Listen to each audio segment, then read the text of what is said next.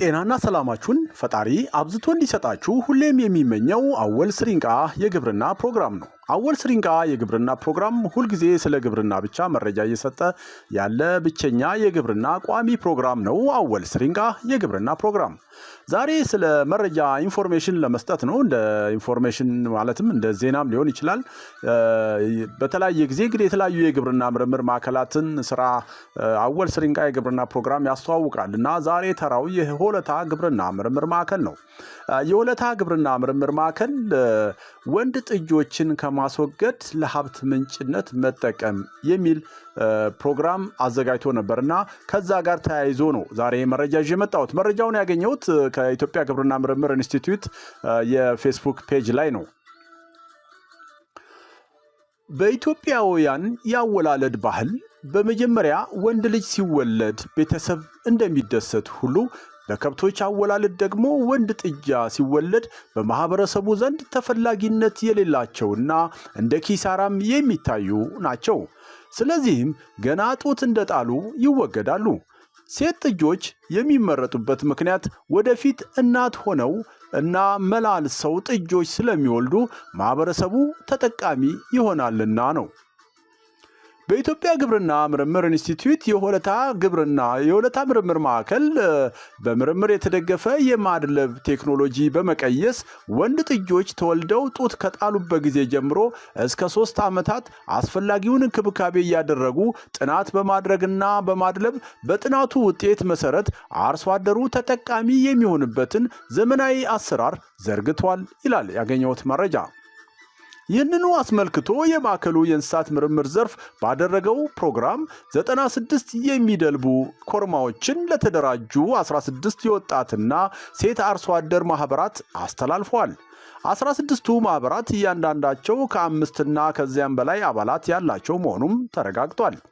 በፕሮግራሙ ላይ የእንኳን ደህና መጣችሁ ንግግር ያደረጉት የማዕከሉ ዳይሬክተር ተወካይ ዶክተር እንዳለ ያዴሳ የእንስሳት ስነ ምግብ ተመራማሪ ሲሆኑ በንግግራቸው የማዕከሉ የእንስሳት ምርምር ዘርፍ ከረጅም ዓመታት ጀምሮ ምርምር በማድረግ አዳዲስና የተሻሻሉ ቴክኖሎጂዎችን በማውጣት በማህበር ለተደራጁ ወጣቶች እንዲሁም ለሌሎች ተደራሽ ሲያደርግ መቆየቱን ጠቅሰዋል። አሁንም ከምዕራብ ሸዋ፣ ከደቡብ ምዕራብ ሸዋና ከሸገር ሲቲ ለተደራጁ 16 የወጣትና ሴት አርሶ አደር ማህበራት 96 የተሻሻሉ ኮርማዎችን በማድለብ ስራ ከነሙሉ ፓኬጁ እንደ መነሻነት ሲያበረክቱ ማዕከሉ ባዘጋጀው የስራ ዕድል ፈጠራ ወጣቶችና ሴቶች ተጠቃሚ እንደሆኑ ገልጸዋል። ዶክተር እንዳለ ጨምሮም ማዕከሉ አንጋፋ እንደመሆኑ መጠን በሰብል፣ በአትክልትና ፍራፍሬ፣ በእንስሳትና ሌሎችንም ጨምሮ ከ400 በላይ በሆኑ የምርምር ሙከራዎች የተሻሻሉ ዝርያዎችን በማውጣት ለማህበረሰቡ በማዳረስ ላይ ይገኛል ብለዋል። በእንስሳት ዘርፍ በወተት ከብቶች፣ በእንስሳት መኖና ስነ ምግብ እንዲሁም በዶሮ እርባታ ከመንግስት እቅድ ጋር ተያያዥነት ብላለው የሌማት ትሩፋት ከፍተኛ አገልግሎት እየሰጠ እንደሆነ በንግግራቸውም ጨምረው ገልጸዋል። የኢትዮጵያ ግብርና ምርምር ኢንስቲትዩት ዋና ዳይሬክተር ፕሮፌሰር ንጉሴ ደቻሳ የመክፈቻ ንግግር ያደረጉ ሲሆን የዕለቱን ዝግጅት እንደ አገር ሁሉም የሚፈልገው መሆኑን ገልጸዋል። ግብርና ለኢትዮጵያ ሁሉናዋ ነው የሚሉት ፕሮፌሰር ንጉሴ ኢትዮጵያ 18 አይነት ስነ ምህዳር ያላት የበርካታ እጽዋቶችና አዝርት ምንጭ፣ ከፍተኛ የከብት ሀብት እንዲሁም በርካታ የከብት ዝርያዎች ያሏት በግብርና ሀብትም እና በአፍሪካ ቀዳሚ አገር እንደሆነች ገልጸዋል። ምርምር ለግብርና ቴክኖሎጂ ሳይንሳዊ ክንዱ ነው። ግብርና ላይ የተመሰረተ ኢኮኖሚ የማይናወጥ ነው በማለት ዋና ዳይሬክተሩ አበክረው ይገልጻሉ። አርሶ አደሮች በየጊዜው ቴክኖሎጂ እንደሚፈልጉ፣ ቴክኖሎጂው ደግሞ መነሻውም መዳረሻውም ምርምር ሲሆን ምርምርም ኢንቨስትመንትና የግብርና ምሁራን መፈለጉን ገልጸው በህብረትና በትጋት በመስራት አገር መቀየር እንደሚገባ ምሁራኑን አሳስበው ፕሮግራሙን በይፋ ከፍተዋል። የሆለታ ከተማ ምክትል ከንቲባ አቶ ከበደ ስለሺ ማዕከሉ በተለያየ ጊዜ ለሆለታ ከተማ ላደረጋቸው የተሻሻሉ ጊደሮችና የዲቃላ ከብቶች ስጦታ አመስግነው አሁንም ለወጣቶችና ለሴቶች ማህበራት በተደረገው የዴሪ ኮርማዎችን የማድለብ የተደረገውን ስጦታ ትልቅ ውለታ፣ ትልቅ ስራና ትልቅ ተስፋ ለወጣቶቻችን ሰጥታቸዋል በማለት በሆለታ ከተማና በራሳቸው ስም አመስግነዋል። አስተዳደራቸውም ከማዕከሉ ጋር በጋራ እንደሚሰራ ቃል ገብተዋል። ብሔራዊ የወተት ከብቶች ምርምር አስተባባሪ ዶክተር ዘውዴ ወንዳጥር በማዕከሉ የወተት ከብቶችን ምርምር ከታሪካዊ ዳራው ጀምሮ አሁን ላይ እስካለበት ድረስ በፓወርፖይንት የታገዘ ገለጻ ያደረጉ ሲሆን የወተት ከብቶች ምርምር እንደ አገር ከመንግስት የሚሰጠውን ስትራቴጂና ፖሊሲ ይዞ የምግብ ዋስትናን ለማረጋገጥ ዝርያን ለማሻሻልና ለውጭ ገበያ ተወዳዳሪ ሆኖ ለመቅረብ ትኩረት ሰጥቶ እየሰራ እንደሚገኝ ገልጸዋል። ሆኖም አንድ ሰው በአመት በአማካኝ 200 ሊትር ማግኘት ሲገባው በአገራችን በአሁኑ ሰዓት 70 ሊትር ብቻ ማግኘቱ፣ ስጋም ለሌላው ዓለም በአመት 45 ኪሎ ግራም በአመት ሲገኝ በአመት 45 ኪሎ ግራም ነው የሚጠቀሰው የሚገለጸው።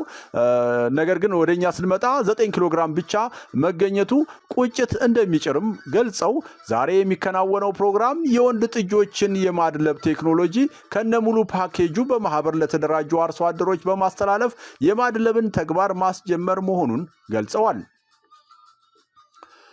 በማዕከሉ በምርምር ጥናት የወጣው የማድለብ ቴክኖሎጂ አሁን ላይ 96 የተሻሻሉ ኮርማዎችን ለአርሶ አደሮች ሲያስተላልፍ በዋጋ